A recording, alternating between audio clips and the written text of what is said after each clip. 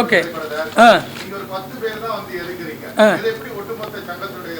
நீங்க எந்த TV brother? இல்ல நீங்க எந்த டிவி பிரதர்? நீங்க நான் சொல்றேங்க. இல்ல எந்த சேனல் கேட்டா சொல்லுவேன், தெரிஞ்சுக்கலாங்க. நான் பதில் சொல்றேன். ப்ளீஸ் இருங்க பிரதர். அதற்கு நல்ல கேள்வி அவர் கேட்டிருக்காரு. இருங்க சொல்லுங்க, நீங்க சொல்லுங்க. இல்லக்கா நல்ல கேள்வி அவர் பாராட்டணும். அவர் இருங்க பிரதர், இந்த பாருங்க பிரதர், இதை நான் சொல்கிறேன் உங்களுக்கு தெரிஞ்சுக்கிறதுக்கு தான் சொன்னேன். நீங்கள் மீடியாவில் இருக்கீங்க, 15 பேருன்னு சொல்லாதீங்க. அதுக்கு தான் சொன்னேன் 7 கூட்டம் போட்டிருக்கோம். மீடியாவை இப்போ தான் முதல் முறை கூட்டிருக்கோம். தயாரிப்பாளர் சங்கத்தை நான் ராஜேஸ்வரி பேசுறேன். இல்ல இல்ல நீங்க கேக்குற கேள்வி கரெக்ட். ஆனா நாங்க வந்து அண்ணே இருங்கண்ணே, நீங்க கேக்குற கேள்வி கரெக்ட். 1500 பேர்ல நாங்க அவசரமா 2 நாளைக்கு முன்னாடி தான் பிளான் பண்ணி நாங்கள் ஒரு 4-5 அண்ணன் ஒரு 4 பேர் தான் பிளான் பண்ணாங்க. நாங்கள் யாருமே இதில் தலையிடலை. ஆனால் திடீர்னு பார்த்தா நேற்று நைட்டு வாட்ஸ்அப்பில் வந்து தயாரிப்பு சங்கம் வந்து என்ன போட்டிருக்குன்னா, நீங்கள் யாரும் கலந்துக்கிறக்கூடாது, அப்படி கலந்துக்கிட்டீங்கன்னா நீங்கள் வந்து நடவடிக்கை எடுக்கப்படும்னு சொல்லிட்டு போட்டிருக்குறாங்க நேற்று. இந்த இருக்குது, நீங்கள் வேணால் வாங்கிக்கிறங்க. ஆனால் அது தப்பு இல்லையா? ஏதோ ஒரு 4 பேர் சேர்ந்து ஏதோ ஒன்று பண்ணுறாங்க, அதை வந்து தடுக்கிறது. நேற்று நைட்டு வந்து எல்லார் வாட்ஸ்அப்லேயும் பணம் போயிருக்கு, போகக்கூடாதுன்னு. இதெல்லாம் எந்த விதத்தில் இது எவ்வளோதோ நாங்கள் போராட்டங்களை 20 வருஷமாக சந்திச்சிருக்கிறோம். விசால் தம்பி இருக்கும்போது நாங்கள் பூட்டே போட்டவங்க. அந்த மாதிரி இருக்கும்போது ஒரு பொதுக்குழு கூட்டணும்னு ஒரு புதுசாக ஏதோ ஒன்று ஆரம்பிக்கிறாங்க. இதில் என்ன தப்பு இருக்குது நீங்களே சொல்லுங்கள். நீங்கள் கேள்வி கேளுங்க, நான் பதில் சொல்கிறேன். கேள்வி. ஆமாம், எத்தனை கடிதம் இவங்கள்கிட்ட கொடுத்து கடிதம் கொடுத்து இப்போ வந்து ரிஜிஸ்ட்ரார் ஆஃபீஸு, ஐசி ஆஃபீஸு, அங்கேன்னு நான் வந்து கிட்டத்தட்ட 40 பேர்கிட்ட கடிதம் போட்டிருக்கிறோம். பொதுக்குழுல நிறைய இருக்குது. 100வது நாள் ஃபங்க்ஷன் பண்ணாங்க கலைஞரது, நிறைய இருக்கு கணக்கு வழக்கு, நிறைய காசுகள் போயிட்டு இருக்குது எல்லாமே. ஒரு நிமிஷம் இருக்கு. வேற என்னம்மா சொல்லுங்கம்மா.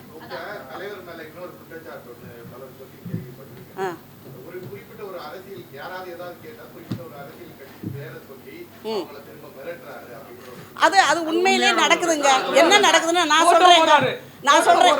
ஒரு நிமிஷம் இருங்கப்பா. இல்ல ஒரு நிமிஷம் இருங்க. நானே அது அனுபவிச்சிருக்கிறேன்.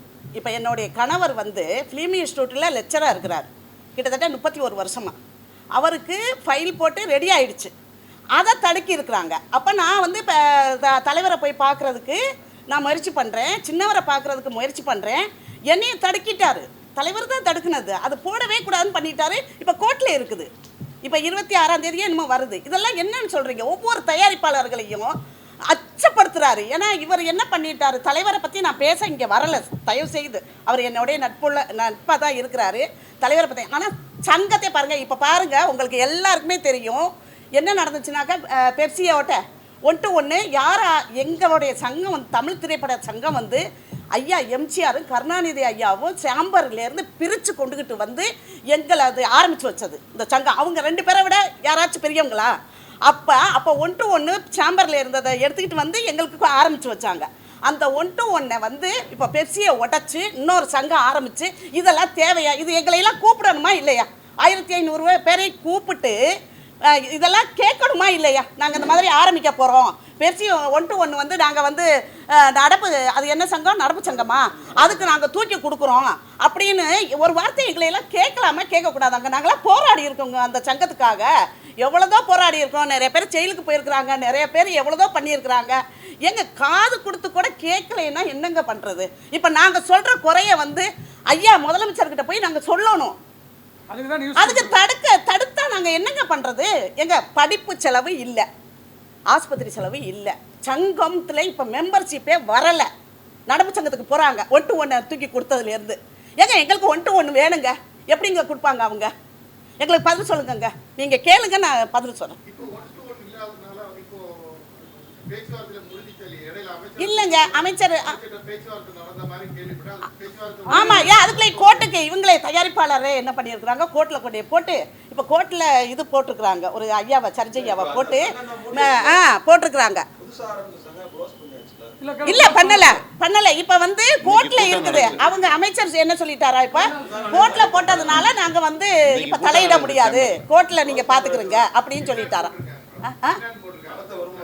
கோர்ட்லயா அதுல என்னன்னாக்கா அது என்னன்னு நீங்க தயாரிப்பு சங்கத்துல தான் கேட்கணும் விளக்கமா சொல்லிடுறேன் ரொம்ப ரொம்ப சுருக்கமா சொல்லுங்க தயாரிப்பாளர் சங்கத்துல 10 பேருன்னு கேட்டீங்கல்ல இது 10 பேருக்கான கூட்டம் அல்ல பிரஸ் சந்திரிச்சு எல்லாரும் பயந்த காலகட்டத்தில் இத்தனை பேர் வந்திருக்காங்கன்னா தைரியமாக களத்தில் வந்திருக்காங்க ஒரு செயற்குழு உறுப்பினராக அங்கே இருக்கிறதுனால 25 மாதங்கள் நேரடியாக இந்த சினிமாவுக்கு எவிடன்ஸ் யாரு தயாரிப்பாளர் சங்கம் அதில் ஒரு 33 பேர் எங்களை ஜெயிக்க வச்சுருக்காங்க உறுப்பினர்கள் எல்லாரும் சேர்ந்து 6000 பேர் உறுப்பினர் இருக்காங்க 1570 பேர் நிரந்தர உறுப்பினர் ஓட்டு போடக்கூடிய தகுதி உள்ளவங்க 6000 மெம்பர் அதில் இருக்காங்க எல்லாருமே 1.5 லட்சம் பணம் கட்டணுங்க அவங்களை பாதுகாக்க வேண்டியது கோர்ட்ல என்ன இருக்கு நான் தேர்தலில் நின்று ஜெயிச்ச பிற்பாடு 20 முறை தயாரிப்பாளர் சங்கத்தினுடைய செயற்குழுல மனு கொடுத்துருக்கேன் நம்ம பேசியிருக்கிற எதுவுமே நீங்க நடைமுறைப்படுத்தல பொதுக்குழு சட்டப்படி நடத்த வேண்டிய வருஷத்துக்கு செப்டம்பர் 31 பொதுக்குழு நடத்தணும் அது எந்த கட்சியா இருந்தாலும் எந்த பாடியா இருந்தாலும் இந்த சங்கத்துல 2 வருஷமா நடத்தல 3 வருஷம் செயற்குழு நடத்தினா பைலா கேன்சல் ஆயிடும் பைலா புக்ல இவங்களே நடத்தினாப்புல சைன் பண்ணிடுறாங்க செயற்குழு உறுப்பினர்களே 7 பேர் வரதில்லை துணைத் தலைவர்கள் 2 பேரும் வர்றதே கிடையாது துணைத் தலைவர்கள் 2 பேரும் எங்கேயாச்சும் கேள்விப்பட்டீங்களா சங்கத்துல துணைத் தலைவர்கள் வர்றதே கிடையாது சுத்தமா வரதில்லை வீட்டில் போய் கையெழுத்து வாங்கிட்டு வர்றாங்க எப்படிங்க இது இது இது தயாரிப்பாளர்கள் வந்து பொதுக்குழு கூட்டல சார் பொதுக்குழு கூட்டாம இருக்கிற ரீசன் வந்து எனக்கு துணை முதல்வர் தெரியும் அப்படின்னு போட்டோ போட்டு விரட்டுறாங்க அதுதான் நான் சொல்லிட்டேன் ஆமா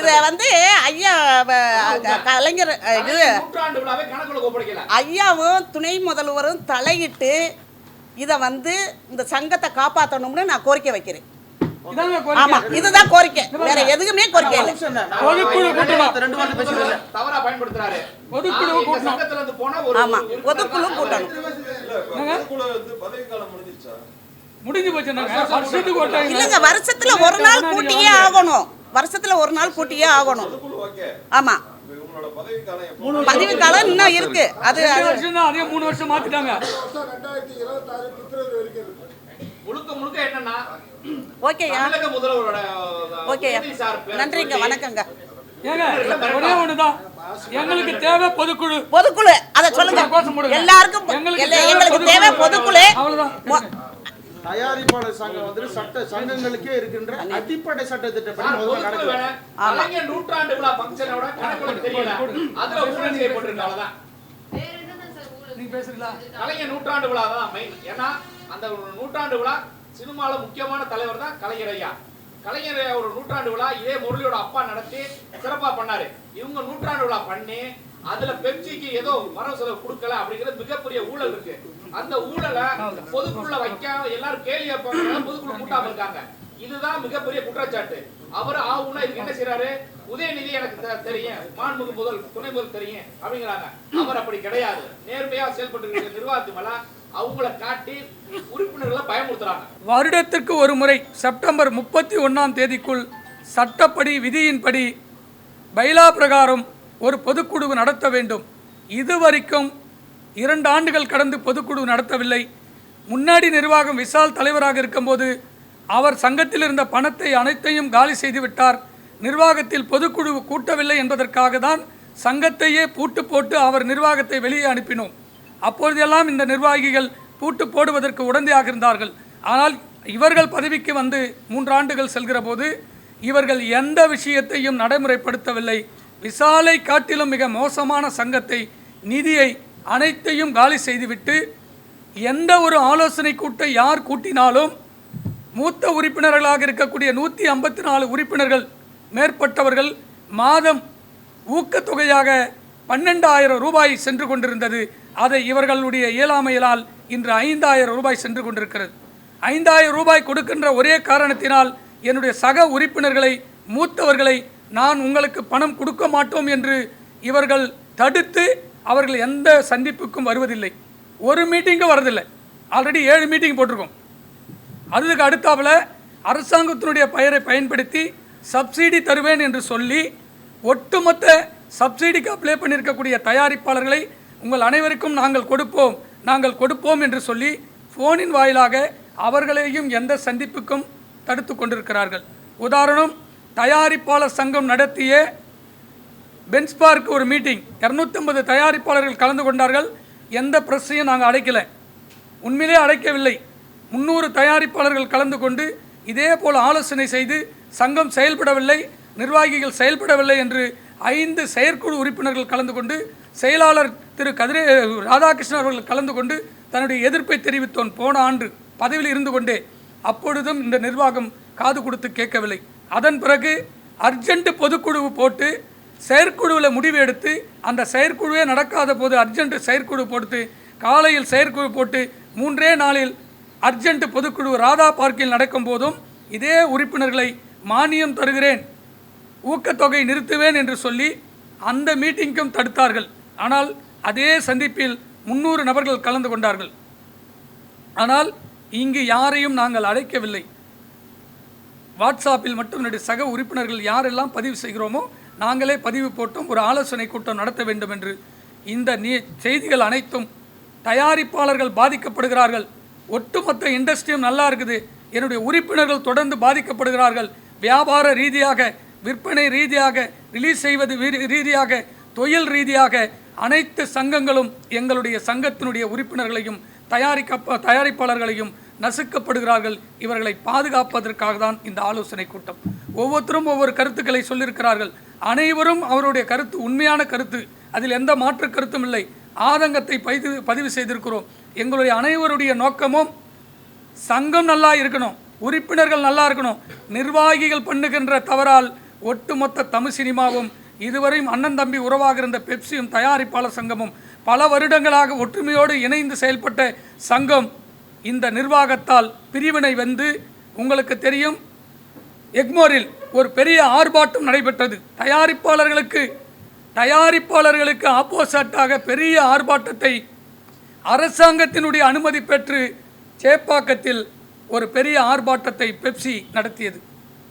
இந்த பெப்சி நடத்துவதற்கே உடந்தையாக இருந்தது இந்த நிர்வாகி தலைவர் மட்டுமே. ஏனென்று சொன்னால் தலைவரை தண்டிக்கக்கூடிய இந்த 33 பேரும் ஒன்றிணைந்தால் எப்பொழுதுமே மாற்றத்தை உருவாக்கி இருக்க முடியும். ஒட்டுமொத்த சினிமாவையும் வழிநடத்தி ஒட்டுமொத்த சினிமாவில் இருக்கக்கூடிய கலைஞர்களும் இன்று வாழ்வாதாரத்தோடு வாழ்வதற்கு காரணமே என்னுடைய சக தயாரிப்பாளர்கள்.